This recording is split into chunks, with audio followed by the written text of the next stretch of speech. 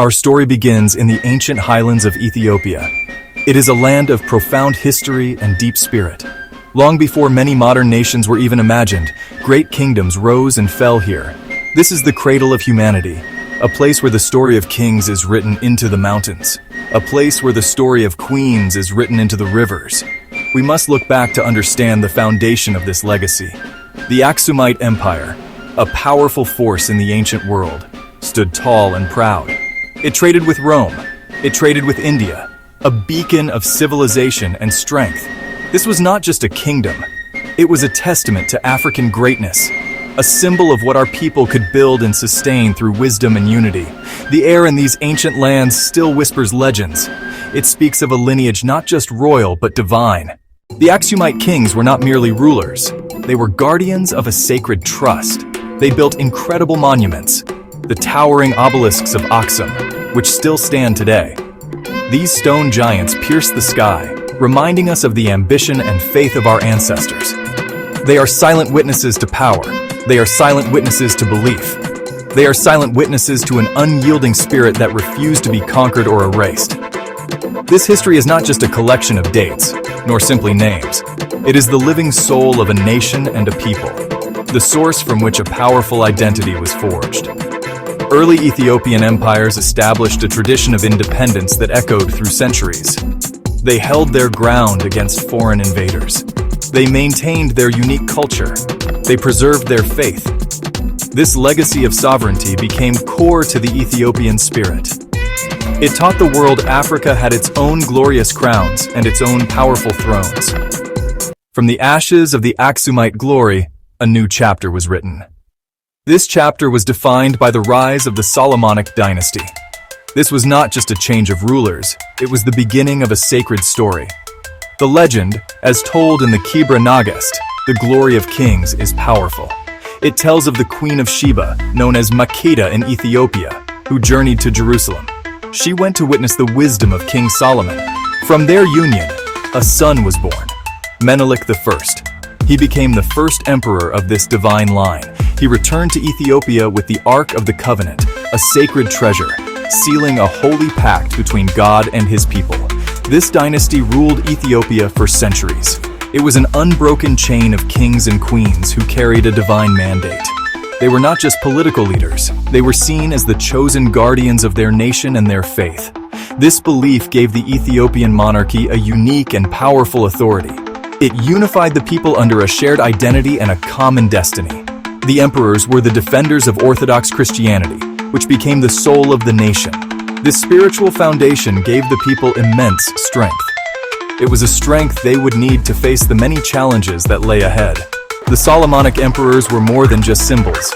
They were leaders who guided their nation through times of peace and war. They expanded the empire's borders and fostered a rich culture of art, literature, and learning. Emperors like Lalibela left behind an incredible legacy. He commanded the creation of 11 churches, carved directly out of the solid rock of the earth. These are not just buildings. They are miracles of faith and engineering. They stand as a powerful testament to the devotion and ingenuity of the Ethiopian people, inspired by their divinely appointed king. This long and storied dynasty created a legacy of resilience. The emperors carried the weight of a sacred history on their shoulders. They knew they were part of a story much larger than themselves. This sense of destiny fueled their determination to keep Ethiopia free and independent. The Solomonic line became a symbol of African sovereignty in a world where such sovereignty was constantly under threat.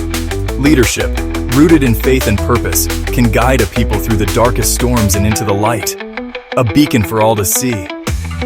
In the late 19th century, a new storm gathered over Africa. The great powers of Europe were carving up the continent, dividing our lands and our people among themselves. This was the scramble for Africa. But in Ethiopia, a great leader rose to meet this challenge. His name was Emperor Menelik II. He was a visionary. He was a unifier. He was a warrior.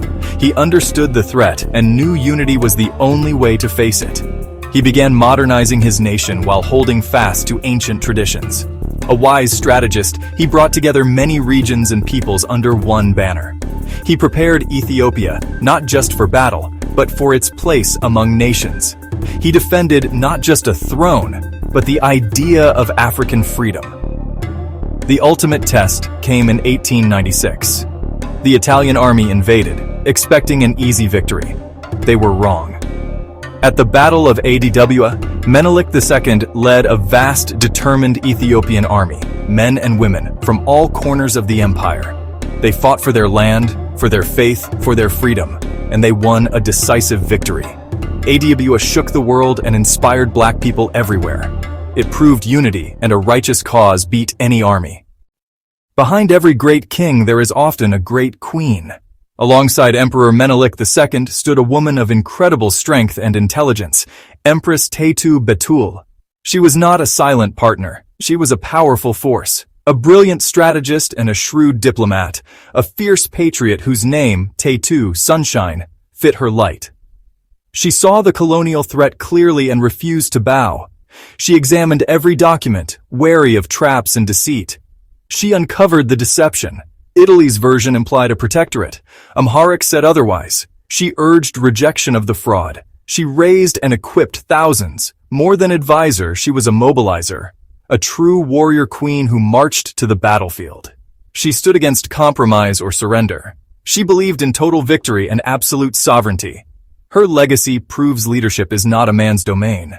She was strategist, warrior, ruler, an inspiration to us all.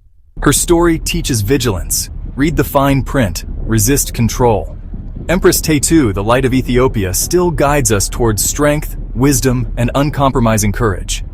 In the 20th century, a new emperor ascended the Solomonic throne. He was a man whose name would echo across the world. He was Ras Tafari Makonnen, who became Emperor Haile Selassie I, King of Kings, Lord of Lords, conquering lion of the tribe of Judah. His magnificent coronation was watched by the world and filled the African diaspora with pride. A modernizer like Menelik, he brought Ethiopia forward, introduced its first written constitution, and centralized the state. He built alliances to secure Ethiopia's equal place among nations. Fascist Italy invaded with brutal force, even poison gas. The emperor led resistance but was forced into exile. At the League of Nations, he warned, "It is us today. It will be you tomorrow." The world did not listen, yet he never gave up, working tirelessly for Ethiopia's liberation. With patriots and allies, he returned in triumph and reclaimed the throne. His struggle and victory made him a global icon of resistance and freedom. Inspired by Ethiopian royalty, Rastafari named their adversary Babylon. Not a place, but a system. Oppression, greed, and injustice, political, economic, and social, built on colonialism and slavery. It seeks to chain bodies, minds, and spirits, enemy of freedom, truth, and love. The fight is first for the mind. Emancipate yourselves from mental slavery. None but ourselves can free our minds. Babylon's weapon is the lie of inferiority, taught through education, media, and culture to sow division. Free your mind by rejecting these lies completely. Ethiopia's royal legacy is an antidote, kings and queens of strength, intelligence, and divine right. When Babylon says we have no history, Aksum and Lalibela. When it says we are weak, Adwa. When it denies our God, the Lion of Judah. Liberation is daily. Learn our history, support our own communities, reject Babylon's materialism and division, embrace unity, love, and spiritual consciousness. The path is hard, but our ancestors proved victory is possible. Break the chains on our minds, and the physical chains will fall. Let's unite for true freedom. The power to resist Babylon's mind control lies within our unity and consciousness. Share knowledge, spread love, awaken the lion's roar that shakes Babylon. Jatarbark Ames. One love always, Selah. The spirit of resistance that triumphed at Adwa did not die in 1896. It is a fire passed down through the generations. A living legacy inspiring freedom and justice today.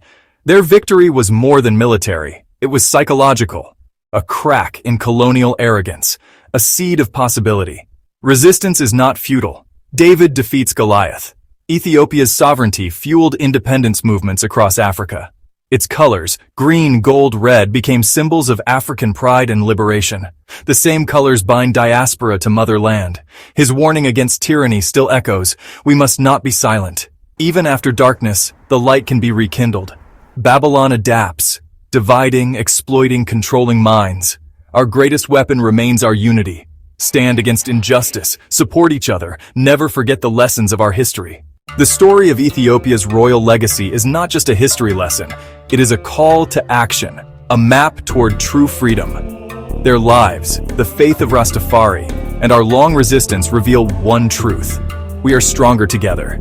Division is the tool of Babylon. It pits us against each other and blinds us to our shared destiny. Reject the poison. See the divine spark in each other. Our liberation is bound together. Let us build bridges of understanding and love. The call is for unity, of purpose, not conformity. Unite to build communities, educate our children in true history, and support our own. Unite to demand justice and dismantle oppression. Each one has a role. Each one can be strength and light. This is mental liberation. Break invisible chains. Hear our ancestors over Babylon's noise. Find value in spirit and community. Teach self-love, our hair, our history. True freedom begins in the mind. Then bodies follow. Carry the fire of Adwe and the faith of Rastafari. Be inspired by Menelik's courage, Teitu's wisdom, and Haile Selassie's resilience. Let love guide. Unity be our strength. In this movement, we are not alone. If you feel the weight of Babylon's mental chains, reach out. Connect with others, share wisdom, and support each other. Together, we rise above the mental slavery system and reclaim the life of freeness our ancestors dreamed for us. One love, always. Selah.